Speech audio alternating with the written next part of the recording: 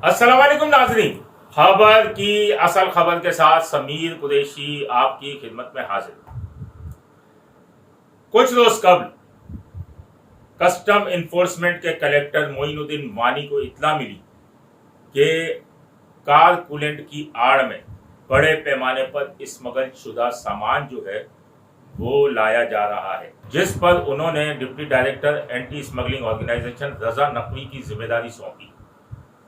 उन्होंने तमाम छानबीन करने के बाद देखा तो उन्हें मालूम चला कि एबी एंड सन्स का ये माल आ रहा है और ये कस्टम के अप्रेजिंग वेस्ट से क्लियर भी हो चुका है, जिस पर उन्होंने फौरी तौर पर अपनी टीम के हमरा कार्रवाई की और वेस्ट वाक पर एक मजदा ट्रक को रोका और उसकी तलाशी ली तो उसमें कार कूलेंट भरा हुआ था। उस गाड़ी को एएसओ के गोदाम मुंतकिल किया गया और जब छानबीन करके मुकम्मल तौर पर उसकी तलाशी ली गई तो उसमें से 10,008 पीस 11 ब्रांड्स के मुख्तलिफ मोबाइल बरामद हुए और 15,000 जो वैप का फ्लेवर होता है वो बरामद हुआ। सिर्फ मोबाइल फोन्स की जो मालियत थी वो 30 करोड़ 24 लाख रुपए बताई जाती है, जबकि लाखों रुपए मालियत का ये फ्लेवर भी जो था ये स्मगल होकर आ रहा था। इस कार्रवाई के बाद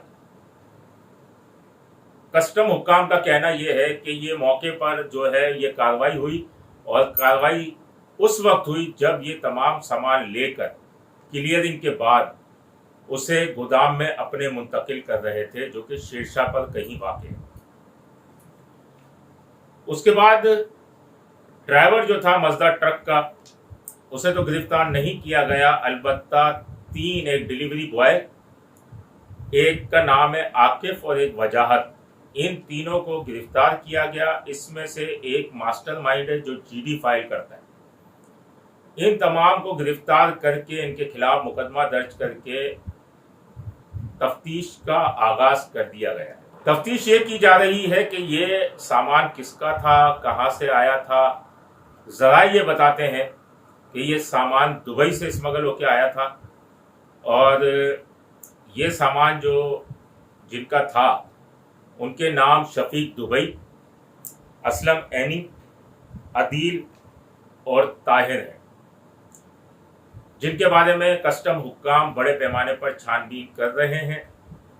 हमारी डिप्टी डायरेक्टर रजा नकवी से बात हुई, उनका ये कहना है कि तफ्तीश का अमल जारी है और जैसे जैसे नाम आते रहेंगे सामने हम चालान में उनका नाम शामिल करेंगे।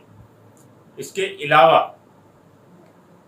ये भी मालूम हुआ है कि उनसे कौन कौन सी पार्टियां माल मंगाती थीं। ये सामान भी मुख्तलिफ पार्टियों का था जिन्होंने इनसे मंगवाया था, जो कि मोबाइल फ़ोन के डीलर हैं कराची में, और उनके बारे में भी बड़े पैमाने पर छानबीन शुरू कर दी गई। बड़ी खबर यह है कि FIA के एंटी करप्शन सर्कल के एडिशनल डायरेक्टर हैं जावेद बलोच, उन्होंने भी इस इत्तला पर बड़े पैमाने पर कार्रवाई शुरू कर दी है और ये स्मगलर्स जिन्होंने ये सामान लाया है, जिनका ये सामान है, उनके बारे में भी छानबीन शुरू की है। शफीक दुबई, असलम ऐनी, ताहिर और अदील के खिलाफ भी छानबीन शुरू कर दी है और उनके कारिंदे जो कराची में हैं उनकी भी तमाम फहरिस्तें मुरतब होना शुरू हो गई हैं।